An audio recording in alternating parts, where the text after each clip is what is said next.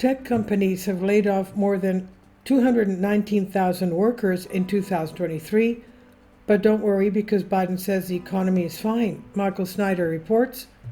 If you want to believe that propaganda that's coming from the Biden administration, you probably won't want to read this article. Joe Biden insists that Bidenomics is working and that a wonderful new era of peace and prosperity is just around the corner.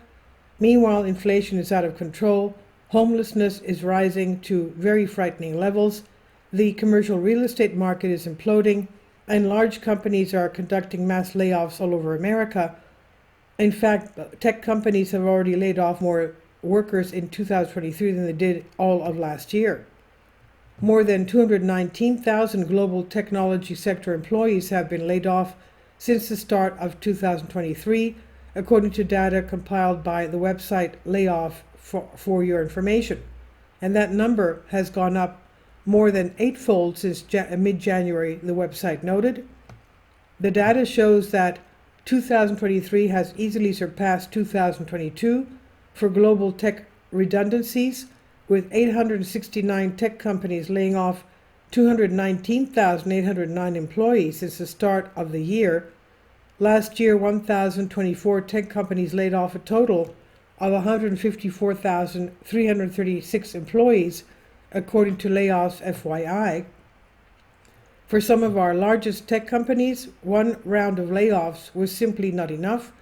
For example, after laying off 10,000 workers earlier this year, Microsoft has decided that another round of layoffs has now become necessary.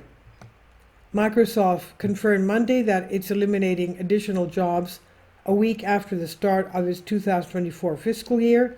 The cuts are in addition to the downsizing announced in January that resulted in 10,000 layoffs. The software maker also disclosed a small number of cuts this time last year. Meta, the parent company of Facebook, has already conducted 3 rounds of layoffs so far in 2023. Facebook parent Meta Platform Inc., Meta, also made its latest round of layoffs in late May, according to reports, marking the tech giant's third set of cuts this year. Meta declined to comment in response to a request from MarketWatch for confirmation of the latest layoffs. The company's second round of layoffs in April cut technical positions, according to LinkedIn posts. Meta is in the midst of cutting 21,000 jobs in 2023 as part of what CEO Mark Zuckerberg has described as a year of efficiency for the company. And what we're witnessing is complete and utter carnage, but the mainstream media is not making a big deal out of all of this. After all, it won't be good to make Joe Biden look bad, would it? But no matter what sort of positive spin the Biden administration tries to put on things, the layoffs just keep on coming. For example, on Friday we learned that Binance has decided to give the axe to more than 1,000 highly paid workers. Cryptocurrency exchange Binance has cut jobs just days after it was hit by a wave of executive exits, a source familiar with the matter told Reuters on Friday. The layoffs at the world's biggest crypto exchange come at a time when the industry's future in the U.S. market is uncertain, with regulators aggressively clamping down on what they deem are illegal activities. The job cuts were first reported by Wall Street Journal, which said more than 1,000 people have been let go in recent weeks. I could go on with example after example. Goldman Sachs has decided to lay off workers, and so has Wells Fargo, and now that Tucker Carlson is gone, Fox News has determined that this is the perfect time to conduct company-wide layoffs. Fox News is reportedly beginning company-wide layoffs, including the remaining former employees of Tucker Carlson. The development was reported on Friday by journalist and Carlson biographer Chadwick Moore, who published a screenshot of an email informing employees of the impending action. The email ordered the recipients to turn in all company equipment and their ID badges at 9 p.m. after the conclusion of the show they were working on. It's beginning to look a lot like 2008, and there will be so many heartbreaking stories in the months ahead. Bankruptcies are surging, and vast numbers of businesses are starting to fail. In San Francisco, Anchor Brewery will be ceasing operations after 127 years in business, and so all of their workers will be losing their jobs. After 127 years in business, San Francisco's Anchor Brewery Company is shutting down. According to a press release, the brewery has been facing challenging economic factors and declining sales since 2016. This was an extremely difficult decision that Anchor reached only after many months of careful evaluation.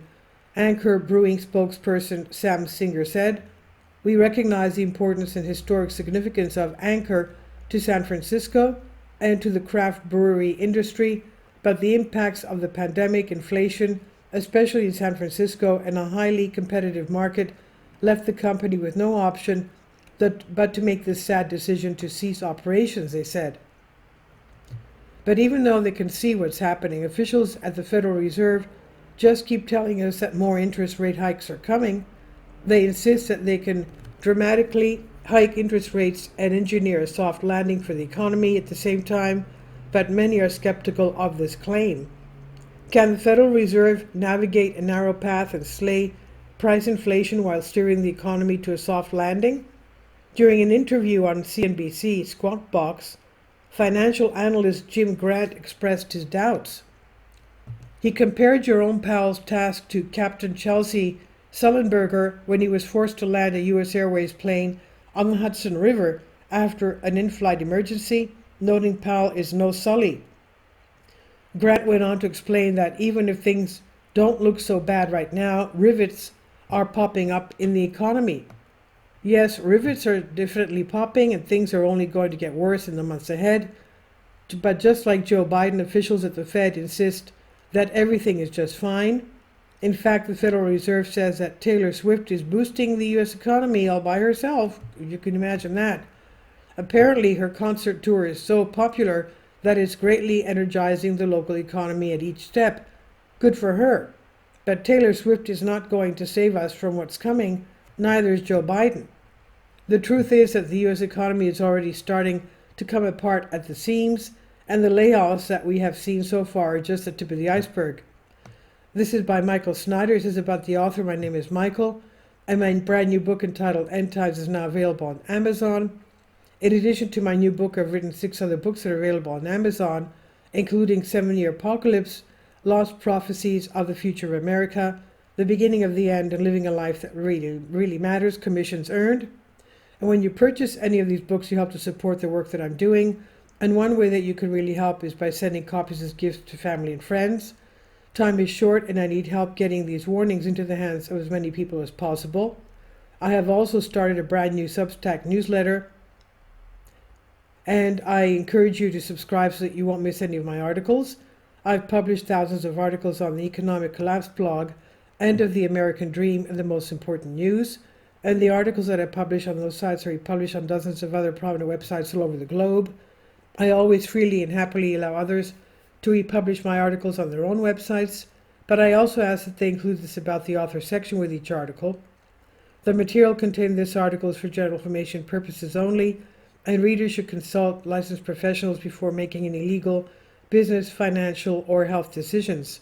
I encourage you to follow me on social media, Facebook and Twitter, and any way that you can share these articles with others is definitely great help. These are such troubled times and people need hope. John 3:16 tells us about the hope that God has given us through Jesus Christ.